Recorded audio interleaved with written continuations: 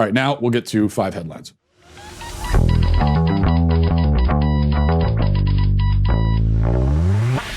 Number one, Joe Biden made some waves yesterday when he got out of bed for the first time in 4 weeks and did an interview. And during this interview, he accused Trump of being not only a racist, but the first racist president we've ever had. Watch. No sitting president has ever done this. Never, never, never.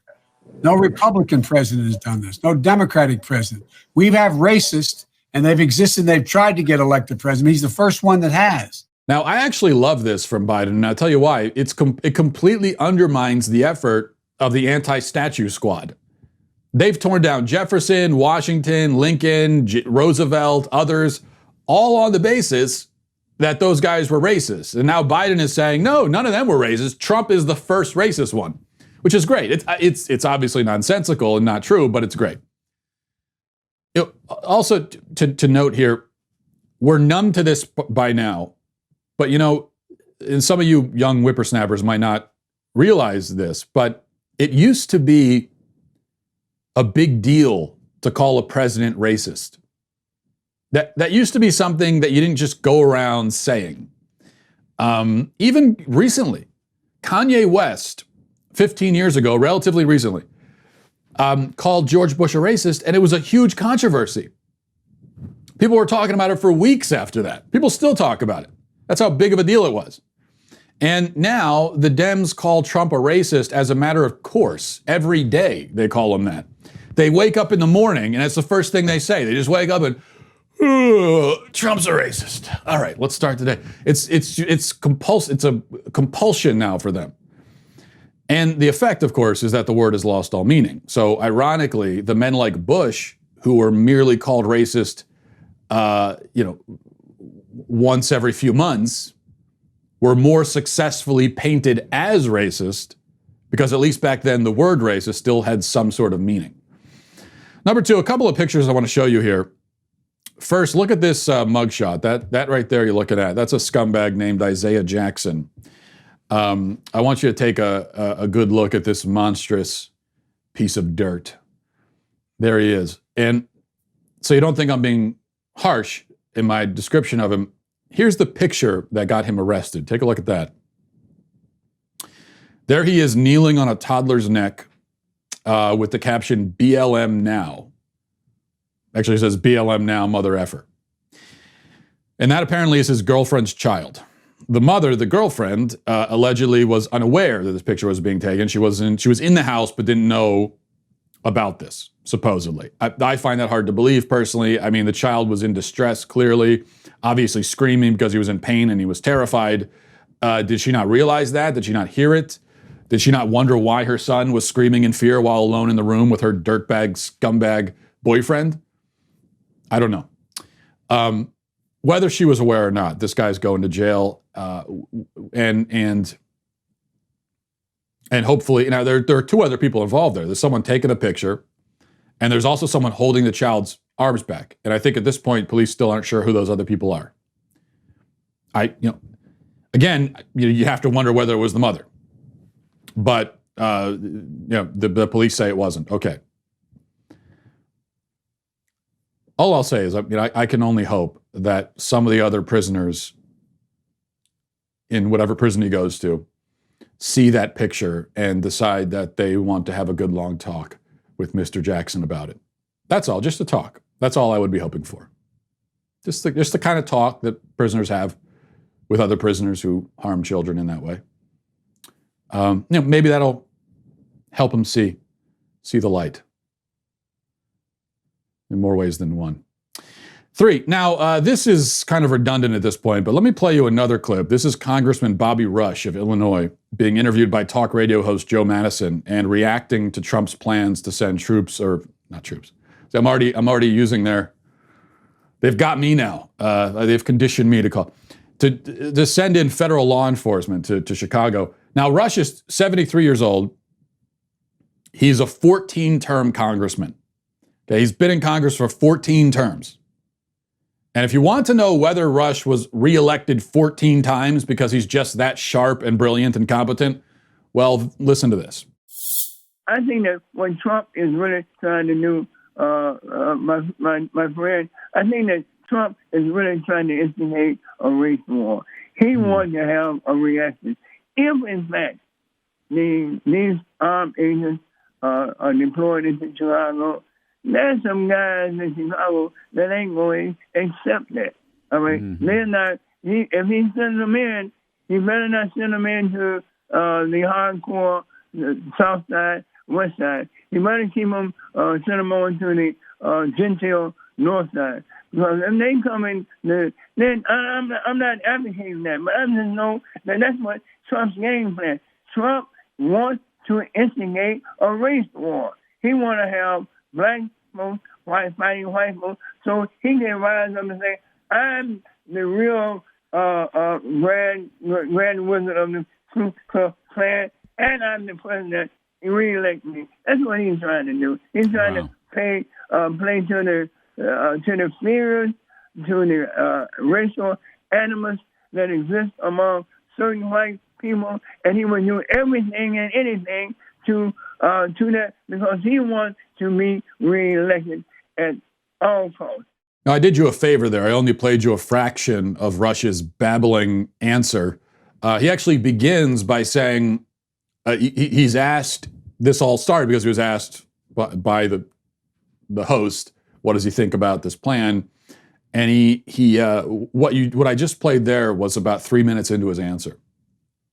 And the first 3 minutes were just as incomprehensible as what you just heard. But he does begin by calling the federal law enforcement officers armed bandits. He actually calls them bandits. And then another point, he calls them militia. And then he transitions into Trump wanting a race war and Trump being the grand wizard of the KKK. Yeah, it's Trump who wants a race war, right? It's Donald Trump is the one trying to start a race war. It's not the people like Bobby Rush and any other Democrat and people in the media who are going out there telling black Americans that white cops are on the hunt, on the prowl, trying to execute them in the street just for the crime of being black. No, that's not what's starting a race war, is it? Telling this lie of systemic racism. I mean, from relentlessly, continuously telling people that white people are engaged in some sort of conspiracy to discriminate and oppress them, that they're in a systemically racist country. It's always been racist. It's inherently racist. Everything about it is racist. And again, they're being hunted and executed by racist white cops. No, that's not the thing that's going to start a race war. Not at all. No, it's Donald Trump sending in law enforcement officers to stop people from burning down federal buildings. Number 4, we know that Teen Vogue has some wacky far left stuff. Here's the latest from them. Headline, Joe Rogan is spreading transphobic hate speech and it's putting lives in danger. Let me read a little bit from this. It says, Joe Rogan is one of the biggest figures in podcasting. His show, The Joe Rogan Experience, consists of lengthy, often rambling interviews with a diverse array of athletes, academics, actors, entrepreneurs, and more. But you could also say that Rogan has really built his audience through selecting guests who bring their own notoriety to the show. Blah, blah, blah. Okay. A lot of times it's harmless fun. And then there are the episodes which, by virtue of Rogan's massive online reach, lend a veneer of credibility to some truly dangerous prejudices. Take the recent episode with guest Abigail Schreier. During Schreier's conversation with Rogan, in which she promoted her book, Irreversible Damage, The Transgender Craze Seducing Our Daughters. Sounds like a great book, actually. I have to pick that up. Here's the part. Schreier invalidated the lived experience of trans and non-binary kids and teens and made numerous dangerous, entirely unsound false equivalencies.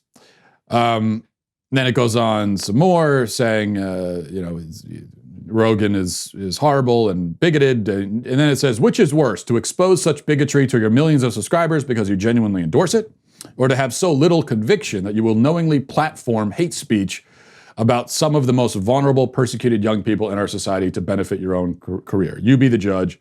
Both are appalling in their own way. And it goes on. By the way, I lied. This is not a Teen Vogue article. This is in Men's Health. Yes, Men's Health magazine, a magazine allegedly published to serve an audience of adult males. And it contains an article vilifying Joe Rogan for not believing that females have penises. And it includes phrases like invalidated the lived experience of trans kids and teens. Trans and non-binary kids and teens. I hope I didn't just invalidate their experience by excluding them accidentally just there. Now I ask you, has any heterosexual adult male ever, non-ironically said the phrase, invalidated the lived experience? I mean, has any such male ever even said the phrase transphobic hate speech? So who is this article supposed to appeal to? Well, we know that these days, everything, all things, everywhere, must first and foremost serve our leftist cultural overlords. Which is why a men's magazine article could be lifted and transplanted into Teen Vogue intact, and it wouldn't seem out of place at all. And in fact, I checked it right before I came on the air. It was written by Philip Ellis, this article in Men's Health. And he actually does write for Teen Vogue too. So that probably tells you everything you know. And admittedly, I don't know who exactly buys these men's lifestyle magazines. But I would imagine that whatever the audience is, it's probably not an audience for content like that. What do I know? 5, finally, a bit of good news for you, so you don't have to worry about this anymore. Thankfully, according to the Huffington Post, producers at the Hallmark channel are in, quote, active negotiations to include more LGBTQ people in their Christmas movies. Thank God. Because this is a problem we'd all spent nights worrying about, lost a lot of sleep over. Because, in fact, just last year I was watching a Hallmark Christmas movie with my kids, and I thought to myself, are there any non-binary trans pansexuals in this movie? By the way, spoiler, there weren't. Not a single one. It was pretty outrageous. But Hallmark, fortunately, is solving that problem because, like I said before, remember who we must serve first and foremost. Hallmark, their job, just like Men's Health magazine, you would think their job is to serve and provide content for adult males. No, it's to serve and provide content for our leftist overlords. And same for Hallmark. You'd think that, their audience, Christian, conservative families. Nope, not them. Actually, 6, here's a little bonus here because I enjoyed this. I want to throw this in. This is from a guy named Peter Thatchell. I don't know who he is or what he does. His bio says he's, quote, for human rights, democracy, global justice, and LGBTI freedom. So I guess that's what he does. I answered my question. Here's his tweet.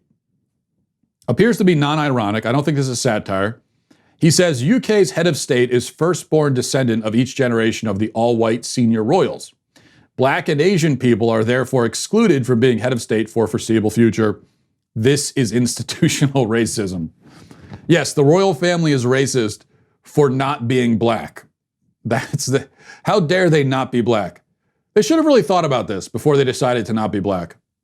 You need to think twice. Honestly, a white person's choice to be white rather than black is tacky at best, but really, Peter's right, is actually racist.